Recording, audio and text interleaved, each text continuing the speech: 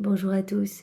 Eh bien, prenons un instant cet après-midi pour lire et méditer un passage du Livre du ciel de Luisa Picaretta. Au nom du Père qui m'a créé, du Fils qui m'a sauvé et du Saint-Esprit qui me sanctifie. Amen. Jésus, je me plonge en toi, dans ta divine volonté. Je m'unis à toi, je m'identifie à toi, je me consume en toi. Et je te supplie, Jésus, de me marquer complètement du sceau de ton divin fiat. Je veux tout faire par toi, pour toi et en toi. Je veux que tout puisse te rendre gloire. Alors sens-toi libre dans mon cœur et agis à partir de tout ce que je suis. Je t'offre mon corps, ma volonté, pour vraiment que tu puisses te sentir aimé et glorifié. Viens Jésus, viens vraiment agir à partir de chacune de mes actions. Mets tes pieds dans mes pieds pour que chacun de mes pas devienne divin et éternel. Viens mettre tes yeux dans mes yeux, ta bouche, tes paroles dans ma bouche. Viens dans toutes mes pensées, dans mon souffle, mes respirations, dans mes battements de cœur. Je veux vraiment que chaque mouvement conscient et inconscient puisse être offert comme des milliards d'actes d'amour pour toi. Au nom de tous. Merci Jésus, avec tes propres remerciements pour tout ce que tu fais pour chacun de nous, pour ce plan que tu as pour vraiment nous sauver, pour nous ramener à toi, pour que nous reprenions cette place d'enfant de Dieu, cette place d'enfant de lumière. Alors merci infiniment Jésus. Et vraiment maintenant, eh bien, je te demande de disposer nos cœurs, nos intelligences, pour que nous puissions comprendre eh bien, ce nouvel enseignement que tu nous donnes cet après-midi, pour nous élever en sainteté, pour ennoblir nos âmes, pour que nous nous rapprochions de toi et que nous t'aimions chaque jour davantage. Que rien ne se perde, Seigneur, et que chacun de ces mots que tu as bénis, tu l'as dit à Louisa, tous ces passages, eh bien, sont vraiment des parties de toi-même. Vraiment, tu as sorti chacun de ces enseignements de ton cœur pour que nous revenions à toi, alors que rien ne se perde et que voilà, que tout puisse fructifier pour toi, que nous puissions mettre tout en pratique et te faire plaisir par nos vies, Seigneur. Te laisser vraiment agir en nous et que vraiment nous travaillions à l'avènement de ton royaume. Envoie-moi ton Esprit Saint, Seigneur, que je reste toujours dans ta vérité et parle à travers ma bouche. Le passage que nous allons méditer est celui du 10 décembre 1921. C'est Louisa qui parle. Me trouvant dans mon état habituel, mon toujours aimable Jésus vint et me dit « Ma fille, comme ils sont grands les actes accomplis dans ma volonté. » Eh bien, Jésus le dit continuellement, tous les jours, dans chacun de ses enseignements. Il dit, mais Louisa, tu peux pas t'imaginer ce qui se passe au niveau spirituel quand tu t'unis à moi. C'est cette union qui vraiment rend tout divin, en fait. C'est tellement magnifique, tout devient éternel. Tes actes vont toucher toutes les générations de tous les temps, tous les hommes. Il y a tellement d'âmes qui sont converties, qui sont sanctifiées, d'autres qui sont sauvées, purifiées au purgatoire, etc. Donc vraiment, je crois que nous non plus, nous n'avons pas idée de ce qui se passe. Et donc choisissons vraiment avec foi et confiance de nous unir à Jésus et vraiment lui va opérer le travail à travers notre corps qu'on va lui laisser, il va venir prolonger sa vie en nous et nous allons devenir des extensions de sa propre humanité, il va pouvoir déverser tous les fruits de sa rédemption à travers nos mains, à travers nos pas, nos regards, nos paroles et c'est vraiment lui qui va agir en nous, c'est vraiment sa réelle présence, il va vraiment s'installer dans nos cœurs avec le Père, le Saint-Esprit, son trône, son royaume, tous ses actes divins et il va déverser sa lumière, sa chaleur à travers chacun des actes qu'on va faire en union avec lui. Donc c'est magnifique. Si tu demandais au soleil, combien de semences as-tu rendues productives aujourd'hui? Combien d'entre elles as-tu multipliées? De toute évidence, ni le soleil, ni aucune créature, quelle que soit leur connaissance, ne pourrait répondre à cette question. Donc on a tous conscience de l'immensité des bienfaits résultant du soleil, de sa chaleur, de sa lumière, vraiment toute la vie qui résulte du soleil. Mais il n'y aurait personne qui pourrait dire, eh bien, voilà la grandeur, la grandeur de tout ce qui se passe vraiment par les rayons du soleil. Néanmoins, un acte réalisé dans ma volonté réalise beaucoup plus que le soleil en multipliant à l'infini les semences divines. Déjà, le soleil, c'est déjà immense et souvent Jésus fait même la comparaison, eh bien, il compare sa divine volonté au soleil, mais il dit, eh bien, un acte fait dans ma divine volonté, c'est encore beaucoup plus grand que ce que fait le soleil vraiment pour donner la vie ici-bas. Parce qu'il y a dans la divine volonté ce pouvoir créateur de multiplier à l'infini nos prières, nos actes de réparation. Dès qu'on s'unit à Jésus, directement cela devient éternel, infini. Donc cela va toucher toutes les âmes de toutes les générations, etc. Donc vraiment, cela continue et ne s'arrête jamais. Donc quand on fait une prière en union avec Jésus, eh bien ce sont les fruits des prières de Jésus qui vont être distribués à travers notre prière qu'on unit avec celle de Jésus. Et donc, et voilà. Cette prière ne s'arrête jamais, Jésus peut la recevoir continuellement. Quand on s'unit à Jésus, voilà, par exemple dans nos souffrances, on souffre, on unit nos souffrances à celles de Jésus, nos souffrances vont porter les fruits des souffrances de Jésus, et donc tous ces fruits vont être multipliés à l'infini, donc il va y avoir vraiment des répercussions partout. Une nouveauté se produit alors dans le monde spirituel. Une musique nouvelle ravit tout le monde. Voilà, quand on s'unit à Jésus, qu'on s'abandonne entre ses mains, il y a quelque chose de nouveau qui se crée, puisqu'il y a ce pouvoir créateur dans la divine volonté. Et donc il dit, voilà, c'est comme s'il y avait une nouvelle musique dans le ciel qui ne s'arrêtera jamais, quelque chose qui va ravir tous les saints, leur redonner une gloire nouvelle, etc. En entendant cette musique, les âmes les mieux disposées deviennent ardentes. Donc même, il dit, toutes les répercussions qu'il y a ici-bas sur la terre, eh bien même les âmes qui sont déjà très pieuses, bien disposées, eh bien cette nouvelle musique, cet acte fait en union avec Jésus, eh bien ça va redonner une nouvelle ferveur, quelque chose d'encore plus grand. Donc cela va vraiment sanctifier ces âmes et cela va venir sauver toutes les âmes qui, elles, sont froides, indifférentes, ne veulent pas de Dieu, etc. Cela va les convertir, les ramener, elles vont recevoir de nouvelles inspirations, peut-être de se rendre à l'église, d'aller prier, d'aller aider, de faire des actes de charité, etc. Il y a d'innombrables retombées qui vont ressurgir comme autant de semences. Un acte accompli dans ma volonté porte en lui un grand pouvoir créateur, rendant les semences incroyablement productives. Il crée les graines et les multiplie à l'infini. C'est ça qui est magnifique dans la divine volonté, tout est multiplié à l'infini, cela ne s'arrête jamais. Il me donne l'occasion de nouvelles créations, mettant mon pouvoir en action. À chaque fois qu'on s'unit à Jésus, il y a vraiment ce pouvoir créateur. Et donc Jésus fait de nouvelles choses, vraiment vient faire, comme il dit, des nouvelles créations et cela met son pouvoir en action. Il est porteur de vie divine.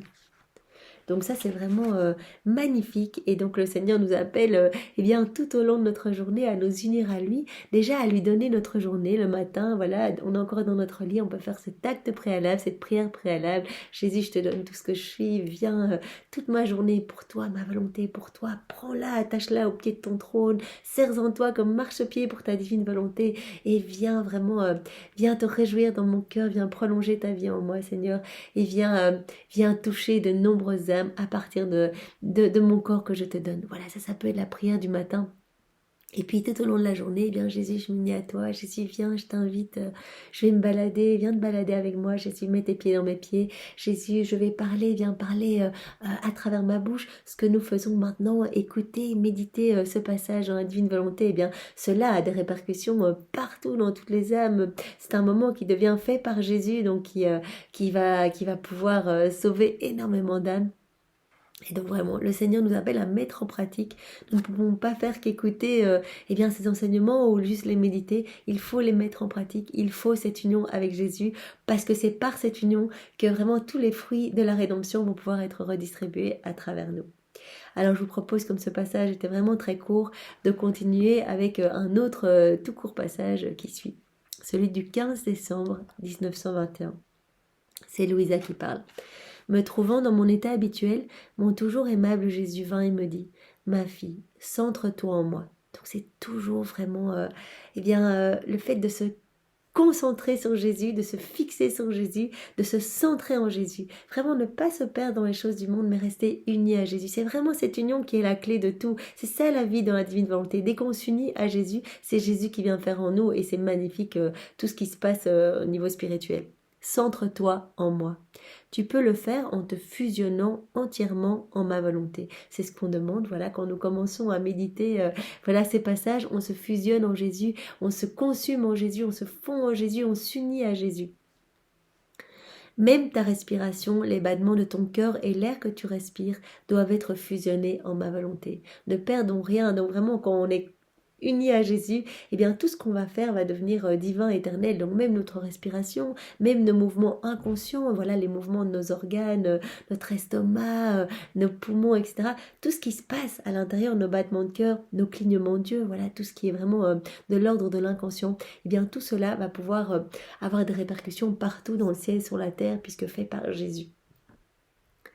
Ainsi, l'ordre est rétabli entre le Créateur et la créature. Donc Jésus le répète à nouveau et je trouve ça vraiment bien parce que voilà, dans ses écrits du ciel, Jésus nous répète de différentes façons que cette union est tellement importante. Alors il va utiliser de multiples exemples pour que vraiment ces enseignements soient ancrés dans nos cœurs et que nous les mettions en pratique. Et donc vraiment, il prend le temps, chaque fois, cela fait l'objet d'un jour particulier où Jésus vient visiter Louisa pour lui redire pour la énième fois l'importance de se fusionner et de rester vraiment unis à lui, de rester nos regards fixés sur lui et non sur les ténèbres du monde, parce que à chaque fois qu'on quitte la divine volonté, à chaque fois qu'on se concentre sur nos volontés propres, sur notre ego, sur le fait que nous avons envie d'être reconnus des autres, etc., nous quittons un petit peu cet état de grâce et nous remettons de la noirceur dans nos cœurs. Et donc voilà, Jésus dit, à partir du moment où on s'unit à lui, cela rétablit vraiment l'équilibre entre le ciel et la terre, puisque vraiment, une fois de plus, Jésus nous dit que voilà, au sortir des mains du Créateur, l'homme était appelé à vivre dans la divine volonté. Adam était rempli de la divine science, divine connaissance, divine volonté, il était rempli à ras-bord de divin, de tous les attributs divins, et donc tous ces mouvements, dès qu'il bougeait, il faisait un pas, il faisait une action, tout rendait gloire à Dieu, puisque tout était fait par Dieu, il était tellement rempli à ras-bord de divin. Et puis, de par sa chute, il a tout perdu lorsqu'il a choisi de faire sa volonté propre. Malheureusement, il a tout perdu et tous les vices, les maux, les iniquités, les maladies, tout cela a découlé de cette séparation avec Dieu. Il a retiré cet habit de lumière, voilà que constitue la divine volonté, qu'on vit dans la divine volonté. On est vraiment recouvert de l'habit divin, en fait. Et c'est pour cela que, voilà, quand il a voulu faire sa volonté propre, il s'est vu nu. Avant, il n'était pas nu, il était recouvert de lumière, il était recouvert de divin. Et donc, voilà, toutes les méchancetés, toutes les guerres, voilà, tout ce que nous connaissons aujourd'hui, toute la noirceur du monde découle de cette chute. Et donc, le Seigneur nous rappelle à revenir à ce pourquoi nous avons été créés, c'est-à-dire à nous remplir de divin, en nous abandonnant entre ses mains, en nous unissant à lui, en le laissant agir en nous, nous rétablissons vraiment cet équilibre entre le ciel et la terre. Et donc Jésus l'avait dit à Louisa, il suffira de quelques personnes qui vont vivre en union avec moi pour que je puisse prolonger ma vie en elle et donc ainsi le flux et reflux d'amour va pouvoir être remis en place entre le ciel et la terre. Voilà, cette réciprocité d'amour va pouvoir être à nouveau réenclenchée. Et donc les hommes, par leur mouvement, leur action, tout ce que nous faisons maintenant, cela glorifie de la manière la plus parfaite la Trinité, puisque Jésus agit en nous. Même s'il s'agit d'un clignement Dieu dans la divine volonté, se gratter dans la divine volonté, tousser dans la divine volonté, même des toutes petites actions, elles vont porter l'empreinte de la perfection divine, puisque c'est Jésus qui va faire cela en nous, et donc vraiment cela va être parfait et va apporter l'amour, la gloire, tout ce que les hommes n'ont pas donné. Voilà, donc c'est vraiment l'ordre est rétabli entre le Créateur et la créature. La créature revient à ses origines. Dans cet ordre recouvré, toutes les choses sont parfaites et ont la place d'honneur. Donc tout revient vraiment à la perfection, vraiment au dessein de Dieu. C'est vraiment à cela que nous étions appelés. Donc nous redevenons les chefs-d'œuvre de la création. Donc la création, nous respecte à nouveau. Parce que l'homme qui se plonge dans sa volonté propre est le seul qui ne respecte pas la divine volonté. Toute la création, elle respecte. Elle est vraiment dans le souffle divin et les arbres poussent selon les plans de Dieu. Les plantes, les fruits donnent la saveur que Dieu a voulu pour ses fruits, etc. Donc toute la création est vraiment dans le plan de Dieu et est dans la divine volonté. Et nous sommes les seuls à vouloir faire notre volonté propre et à nous dévêtir de cet habit de lumière et à offenser le Seigneur. Il nous voit vraiment comme grattant dans la boue, la tête en bas, vraiment les yeux non pas fixés vers la Trinité, mais fixés vers les choses du monde. Et donc il nous appelle à ce retour. Et ce retour vraiment par la vie dans la divine volonté va nous permettre vraiment de retrouver cette place de propriétaire de tout le royaume, de chef-d'œuvre de la création. Et vraiment cette place d'honneur, comme dit Jésus ici. Les actes réalisés dans ma volonté retrouvent leur état premier. celui dans lequel l'âme a été créée. Donc Adam au sortir des mains de Dieu. Ils deviennent vie dans la sphère de l'éternité, rendant à leur Créateur toute la gloire qui lui revient pour ses dons. Ce n'est que dans la divine volonté qu'on peut rendre vraiment parfaitement l'amour qu'on reçoit. On reçoit tout. L'amour de Dieu se trouve partout dans la création. C'est absolument magnifique. Une feuille qui bouge, eh bien, veut nous dire tout l'amour divin. Les insectes, les animaux, les merveilleux paysages, les palmiers, les mers, les montagnes, tout porte l'empreinte de l'amour de Dieu pour chacun de nous. Il y a les je t'aime divins partout. Et donc vraiment, la seule façon de pouvoir être dans cette réciprocité d'amour, c'est de vivre dans la divine volonté, parce que c'est Jésus qui va faire en nous. Et donc on va offrir non pas notre amour humain qui est teinté de, voilà, de conditions, de faiblesse, de misère, mais on va offrir l'amour même de Dieu. On va prendre en fait tout ce qui constitue la divinité, donc on va reprendre les attributs divins, on va reprendre les vertus divines, on peut tout réoffrir au nom de tous, dans la divine volonté. Donc c'est ça qui est vraiment magnifique. Et c'est pour cela que tous les jours, eh bien, nous sommes invités à dire Jésus, je t'aime avec tes je t'aime à toi, je te loue avec tes louanges, je te bénis avec tes bénédictions, je t'adore avec tes propres adorations, je te remercie avec tes remerciements à toi, je te recouvre de l'amour du Père, de l'amour du Saint-Esprit, de tous tes actes d'amour que tu as mis dans la création, dans la rédemption, dans la sanctification. Je reprends tous les actes d'amour de ta maman aussi, qui elle a vécu constamment dans la divine volonté, en union avec Jésus. Donc on peut reprendre tous les actes d'amour de la Vierge Marie, depuis sa conception jusqu'à son Assomption. On peut même reprendre tous les actes d'amour de tous les saints, de tous les temps, dans la divine volonté. On peut tout reprendre et on peut tout réoffrir comme si c'était à nous. Et on y met juste nos je t'aime et on réoffre ce gros paquet d'amour. Et Jésus nous attribue les mérites de ce cadeau comme si tout cela venait de nous. Donc on peut reprendre le martyre des saints, etc. Et tout offrir vraiment, voilà, en disant je t'offre les mortifications, les jeûnes de tous les saints, tous les actes d'amour de toutes les âmes qui ont vécu, qui vivent, qui vivront dans la divine volonté. Je t'offre tout. Voilà, cet après-midi, engage de mon amour au nom de toutes les générations, comme si toute l'humanité entière venait se prosterner à tes pieds et t'offrir ce cadeau d'amour. Lorsque les desseins originels des choses sont délaissés, tout devient désordre. Voilà, le plan de Dieu, les desseins divins étaient vraiment que nous soyons dans cette réciprocité d'amour. Quand on quitte ce plan initial, eh bien tout devient désordre. Regardez le monde aujourd'hui, les gens sont tous en dépression, burn-out, le nombre de suicides c'est inimaginable, toutes les lois vont contre la vie, l'euthanasie, l'avortement, enfin, il y a des choses qui ne vont pas du tout et on est rempli de ténèbres, il n'y a que l'argent qui compte, enfin voilà, les voyages, la position dans la société, le travail, il faut qu'on gagne beaucoup d'argent, etc. Et donc finalement, toutes les valeurs même de Dieu sont complètement mises en porte-à-faux. Marcher avec Jésus, c'est marcher vraiment à contre-courant. Et donc, il y a ce désordre, on peut l'observer de manière assez aisée dans le monde. Les hommes sont vraiment enténébrés par les choses du monde. Et alors, le Seigneur dit, tout devient désordre, tout devient déshonneur et tout devient imperfection. Les actes restent plus bas, chacun attendant la dernière heure de la vie pour subir son jugement et la punition qu'il mérite. Eh bien, les hommes, en vivant dans leur volonté propre, font des petits actes dans leur volonté propre, des actes où ils sont complètement déconnectés, dissociés de la divine volonté, ce qui fait souffrir atrocement Jésus qui est venu lors de son passage sur la terre pour reconnecter toutes nos paroles, nos regards, nos pas, nos mouvements au prix de 1000 souffrances. Rappelons-nous que Jésus a souffert pendant 34 ans, depuis la seconde 1 de son incarnation jusqu'à sa mort. Il a tout souffert pour tout reconnecter à la divine volonté et pour rendre au Père toute la gloire, l'amour que les hommes ne lui donnaient pas.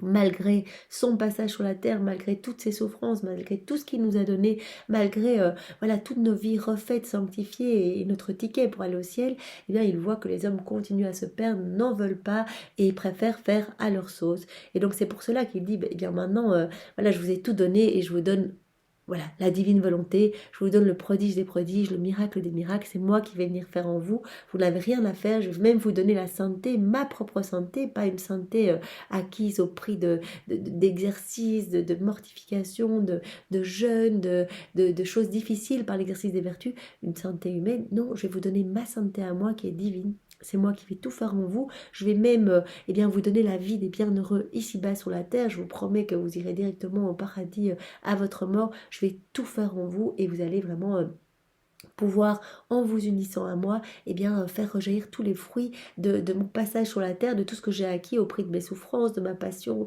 de mon sang, de toutes ces humiliations, les souffrances de ma maman, etc. Et donc, tout cela, en plus, je vous donnerai les mérites de toutes les âmes sauvées par cette union que vous allez faire avec moi dans chacune de vos actions. Mais voilà, il dit, je vois que malgré tout ce que je vous donne, il y a très peu d'âmes qui s'intéressent finalement à la divine volonté. Alors, il y en a de plus en plus, mais il y en a beaucoup qui pensent que voilà que c'est complètement aberrant, que voilà que c'est peut-être même un péché d'orgueil de penser que qu'on peut devenir comme d'autres Christ, alors que dans la divine volonté justement c'est un travail d'humilité. C'est Jésus qui vient travailler notre cœur pour que vraiment nous mourions à nous-mêmes, que nous mourions à notre ego, à notre volonté propre pour lui laisser toute la place. C'est vraiment on lui offre nos vies pour qu'il gomme tout ce qu'il y a d'humain, toutes nos imperfections, tout ce qui résulte vraiment de nos volontés, et qu'on lui laisse toute la place pour agir et vraiment toucher les cœurs, vraiment toucher les cœurs. Et il dit, malgré tout ce que j'ai fait, eh bien, je vois qu'il y a beaucoup d'hommes, eh bien, il y a beaucoup d'hommes qui n'en veulent pas et qui attendent voilà, la fin de leur vie pour subir leur jugement et la punition qu'ils méritent. Car il n'y a pas d'acte réalisé en dehors de ma volonté, même bon, qui puisse être qualifié de pur. Donc rien, même des actes qui ont l'air bons, qui ont l'air saints, qui ont l'air pieux, s'ils sont déconnectés de la divine volonté, eh bien ce sont des actes que nous devrons refaire là en haut. Puisque vraiment, Jésus avait utilisé cet exemple avec Louisa. Il voyait vraiment que chaque acte fait déconnecté de Jésus créait un petit espace dans le cœur. Et que ces espaces, ils vont devoir être comblés pour que nous puissions aller au paradis et aller participer au banquet des noces, aller nous réjouir dans la gloire de Dieu. Donc il va falloir un moment que tous ces petits espaces soient remplis. Donc il dit même des actes qui ont l'air très charitables, eh bien s'ils ne sont pas faits en union avec moi, ils seront toujours teintés eh bien, d'humain, d'orgueil ou peut-être voilà pour une valorisation personnelle.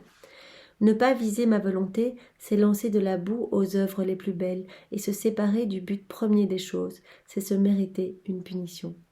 Voilà, ce sont des mots que Jésus utilise qui ont l'air très forts comme cela, mais en gros ce qu'il nous dit c'est il faut revenir à ce pourquoi on a été créé.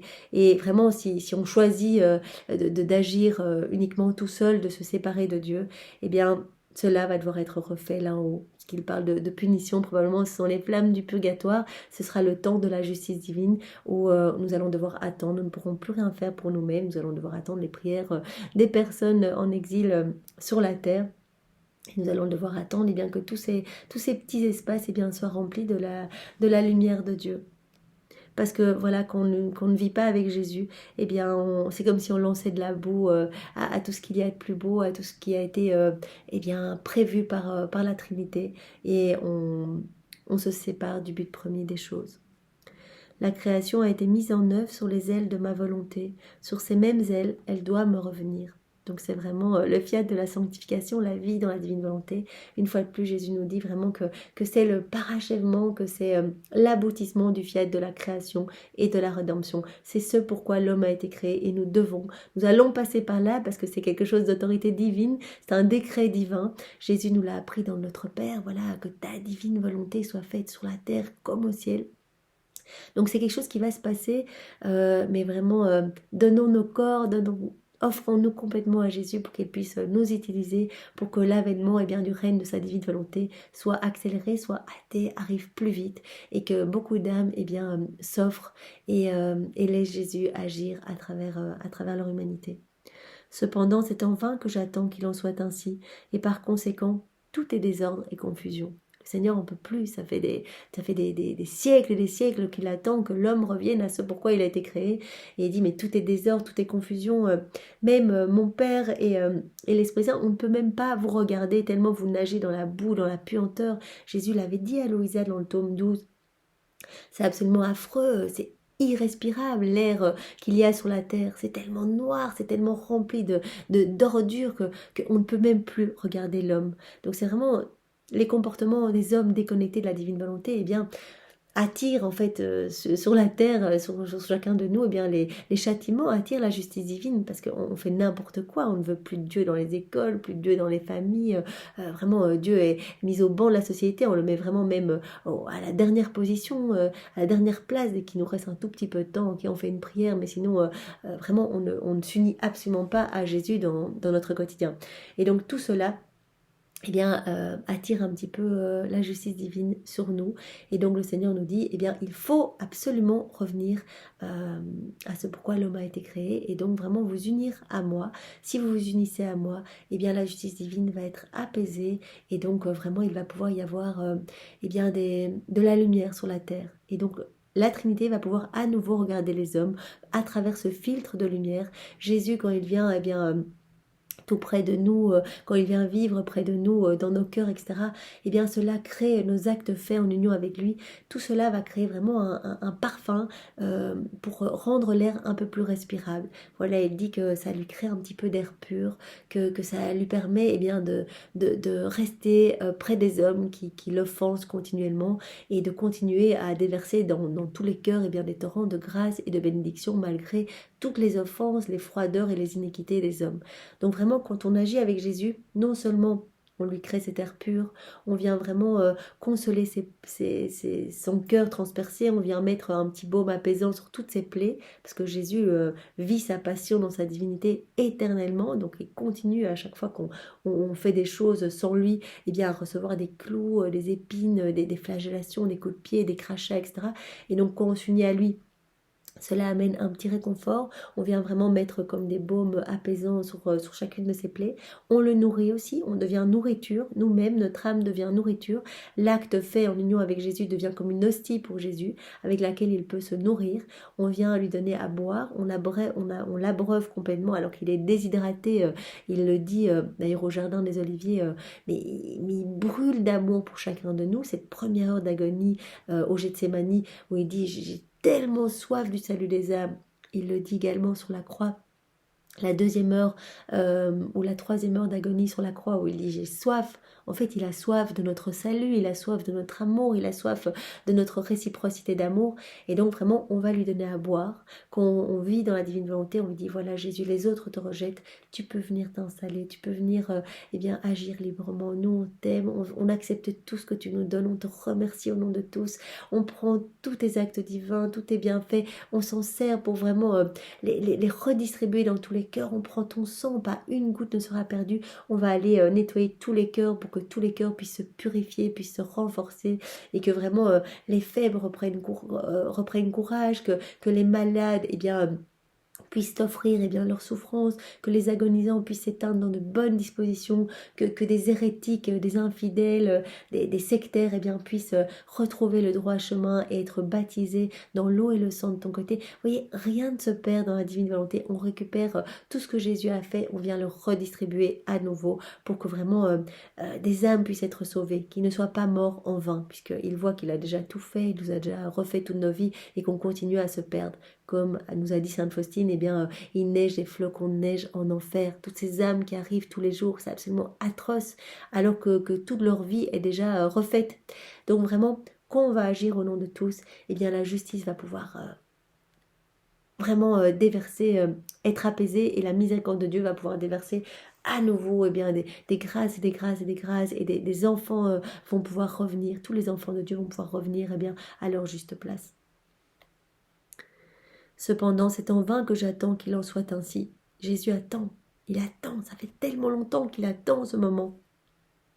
Et par conséquent, tout est désordre et confusion. Toi, immerge-toi dans ma volonté, et au nom de tous, donne-moi réparation pour ce si grand désordre. C'est ça qu'on doit faire. C'est à cela que nous sommes appelés, nous unir à Jésus. On se plonge en toi, Jésus, et on vient réparer au nom de tous. C'est quoi réparer? Je vois autour de moi la misère, je vois la décadence, l'événement de plus en plus indécent, vraiment des hommes qui veulent devenir des femmes qui veulent devenir des hommes. Je vois les lois contre la vie, je vois toutes ces choses qui t'offensent, Seigneur, qui ne proviennent pas de toi, qui résultent vraiment de nos égos, de nos volontés propres. Eh bien, je prends tout, Seigneur, et je veux tout refaire dans ta divine volonté. Dès que je vois quelque chose de laid, je le plonge en toi, dans ton acte unique et éternel d'amour. Je le refais, Seigneur. Je te demande de le refaire, voilà, immergé dans ta lumière, dans ton Esprit Saint, dans ta splendeur, dans ta divinité. Et je t'offre tous ces actes mauvais qui t'offensent. Je te les offre comme autant d'actes d'amour, de bénédiction, d'honneur, de gloire pour toi, pour vraiment t'offrir tout cet amour que les hommes ne t'ont jamais donné. Tout cet amour, toute cette gloire que les hommes ne veulent pas te donner. Je veux tout réparer en leur nom. Vraiment, je veux le faire vraiment au nom de tous et même au nom des âmes du passé, celles du futur, celles des âmes du purgatoire. Donc on peut vraiment s'offrir tous les jours comme bouclier pour Jésus, comme sentinelle pour consoler son sacré cœur blessé. On vient devant Jésus et on lui dit, on ne veut pas, Jésus, que tu souffres encore. On veut vraiment être pour toi, eh bien, comme autant de murailles, que chaque partie de notre corps puisse être pour toi une muraille et que tu ne reçoives pas les offenses des hommes, que ce soit nous qui les recevions à ta place. Nous voulons partager tes souffrances, Seigneur, boire une gorgée de ton calice, recevoir, les flagellations à ta place, recevoir la couronne d'épines à ta place. Cela est une image, bien sûr, mais c'est pour dire vraiment à Jésus, on veut accepter nos souffrances. Donne-nous les grâces, la grâce d'accepter tout ce que nous avons à vivre au quotidien. Nous avons tous des souffrances. Si nous les acceptons, c'est magnifique. Jésus va en être soulagé. Nous allons devenir les anges gardiens de Jésus. Et les offenses vont pouvoir vraiment être transformés en louange, en adoration. Nous allons nous placer vraiment comme sentinelles pour le cœur de Jésus. Et Jésus s'engage lui aussi, il l'a dit à Louisa, si nous voulons vivre en union avec lui, tout par lui, pour lui et en lui, il s'engage à être la sentinelle de notre cœur. Vraiment, il s'engage à nous protéger des forces du mal, à nous protéger des embûches des démons et à protéger nos pas, nos regards, nos paroles, notre oui, nos battements de cœur pour que tout vraiment soit immergé dans sa divinité, dans sa lumière et que tout soit ramené pour sa gloire, que tout lui profite en fait, que tout puisse vraiment lui donner de la joie, que nous puissions devenir des tabernacles de consolation et des sources de réjouissance pour lui, pour son Père et pour le Saint-Esprit. Donc Jésus le dit et termine par cela à Louisa, donne-moi réparation pour ce si grand désordre, ce chaos que l'homme a mis en place, vraiment tout ce qui résulte de sa volonté propre. Nous lui devons réparation et nous pouvons le faire avec quelques âmes qui vont s'unir à Jésus pour réparer, qui vont refaire tous ces mauvais actes dans la divine volonté. Il va pouvoir y avoir cette harmonie rétablie entre le ciel et la terre. Donc c'est vraiment important et ne passons pas à côté, ne nous disons pas voilà c'est intéressant ces enseignements mais moi je sais pas très bien comment faire donc je verrai bien plus tard. C'est maintenant qu'on peut agir, chaque acte que l'on fait c'est magnifique, il y a des centaines, des milliers d'âmes qui sont sauvées, donc allons-y, ne loupons rien. Voilà, ce soir, cuisiner dans la divine volonté, manger dans la divine volonté, débarrasser dans la divine volonté, parler dans la divine volonté, écouter dans la divine volonté, respirer, regarder, marcher dans la divine volonté, aller dormir dans la divine volonté, passer toute votre nuit dans la divine volonté. Quand vous jeûnez pour Jésus, que vous lui offrez un petit sacrifice, que ce soit un dessert, un loisir, un temps agréable, quelque chose que vous allez offrir pour Jésus, vraiment offrez cela en union avec Jésus pour que vraiment ce soit lui qui vienne le faire en vous. Et vous allez voir que cela va être très facile parce que Jésus dit que toutes les fois où nous nous unissons à lui, nos actes vont être marqués vraiment de sa simplicité. Parce qu'il n'y a rien de compliqué en Dieu. Et donc vraiment, quand on va l'appeler à prier avec nous, par exemple, nos prières vont porter vraiment les fruits des prières de Jésus. Et nos prières vont devenir faciles. On va avoir de la facilité à prier. On va être beaucoup plus concentré. C'est Jésus qui va venir le faire en nous. Donc tout va vraiment porter sa lumière. Si on jeûne, comme j'ai dit précédemment, cela va être beaucoup plus facile. On va plus ressentir tellement la faim ou le besoin de manger ce dessert, etc. Et donc vraiment, cela va pouvoir vraiment apporter de la gloire au nom de tous, au Seigneur.